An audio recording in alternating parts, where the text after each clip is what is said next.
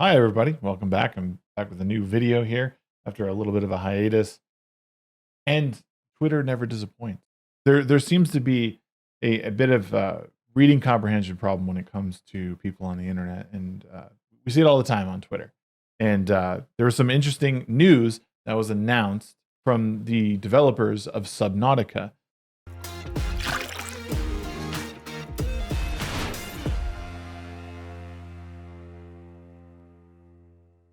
So IGN posted a tweet. This was on February 8th, which was yesterday.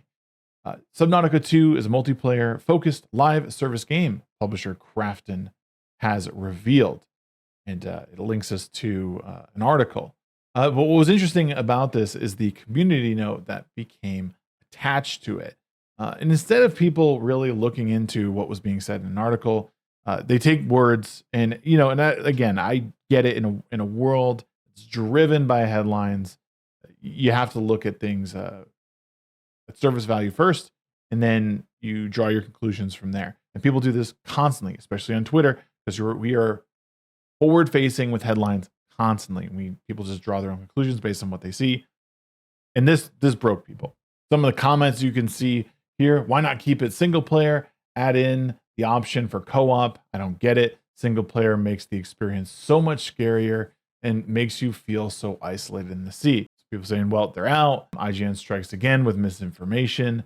Further, we got some further comments here saying, oh, and interest is gone. Hope they learned from their spin-off mistakes, but they just said, nah, we'll make it even more distant from the original and make it multiplayer focused, live service game. Good riddance. Let's go into the the IGN article that outlines everything. It was updated at 10:20 a.m. Pacific time.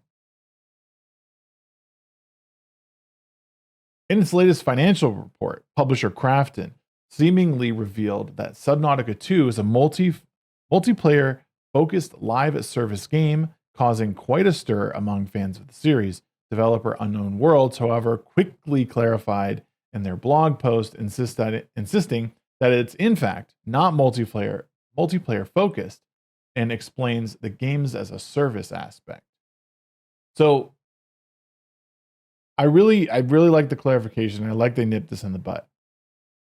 I do think wording is important at times. And when you do come out and say games as a service, it can be triggering to a lot of people on the internet, because we've had some pretty bad luck in recent history regarding games as a service, and some of our very favorite games turning to crap.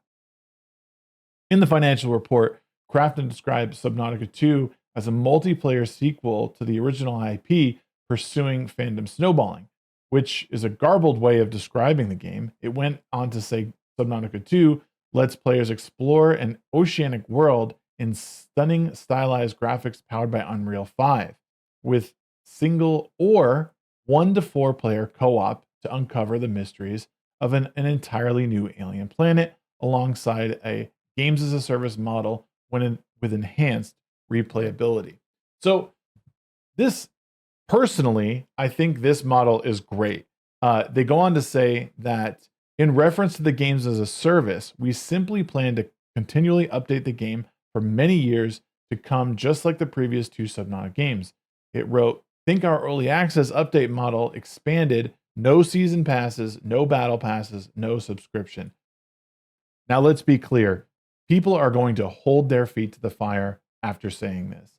I think this is a great model. I think there's a lot of potential in a world like Subnautica has given us in the past to explore either by yourself or to bring 1 to 3 other people in with you to help explore, and how this might change exploration dynamically. Maybe it'll allow you to go a little bit farther earlier on.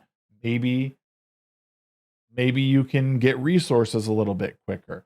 Or maybe the game will change dynamically in that you will need, maybe it'll create an enhanced difficulty.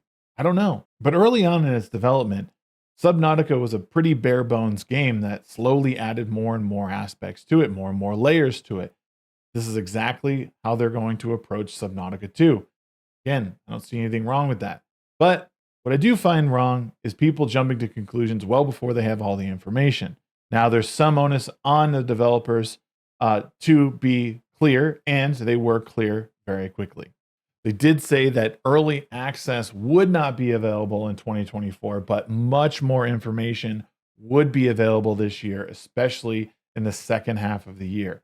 Again, this is all great news for fans of the franchise who have been waiting for this next installment, as Subnautica Below Zero was little bit lackluster in comparison to the entry franchise, the original Subnautica. I'm looking forward to it, y'all. I don't know. Let me know in the comments below what you're thinking. Do you think that they're going to try and sneak in the games as a service, DLC, battle passes, and all the cosmetics? Or do you think they're going to stick true to their word and just release content in layers the way they did the very first one? Let me know what you think in the comments below. Appreciate you all checking out this video, and see you guys next time.